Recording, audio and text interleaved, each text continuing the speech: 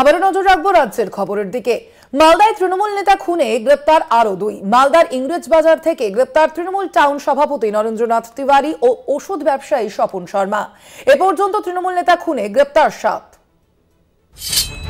গত 2 জানুয়ারি মালদার ইংরেজবাজারের ঝলঝলিয়ায় নিজের কারখানার কাছেই খুন হন তৃণমূল কাউন্সিলর দুলাল সরকার ওরফে বাবলা।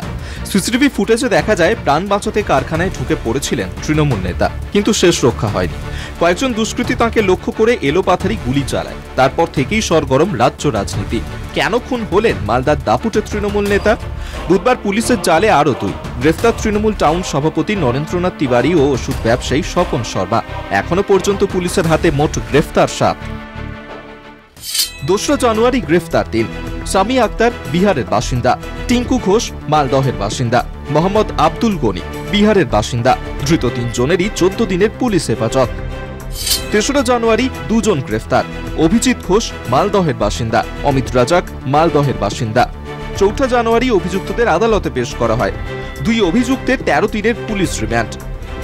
8 জানুয়ারি গ্রেফতার আরো 2।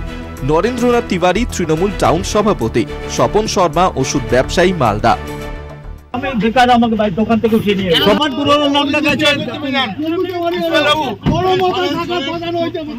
বড় মাতার শিকার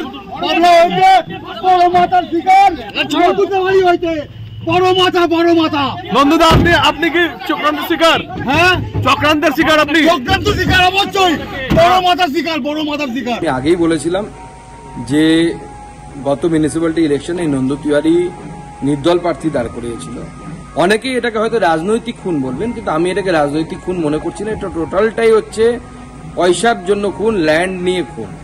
মালদাতে বাবলা সরকার স্বর্গত, নন্দু তিওয়ারি, কৃষ্ণেন্দুবাবু একের পর এক নেতা যারা শুধুমাত্র জমির কারবার, কে কোথায় ফ্ল্যাট বিক্রি করবে, কার ফ্ল্যাট তৈরি হবে, কে কত ফ্ল্যাটের পার্সেন্টেজ নেবে, জমি কয়েক কোটি টাকার জমি কয়েক লাখে বিক্রি করার ব্যবস্থা কে করবে, এই নিয়ে লড়াই চলছে। হামলার সময় আততায়ীরা সেই বাইকে এসেছিল, সেই বাইকটিও বাজেয়াপ্ত করা হয়েছে। তবে খুনে ব্যবহৃত আগ্নেয়াস্ত্র এখনো উদ্ধার হয়নি।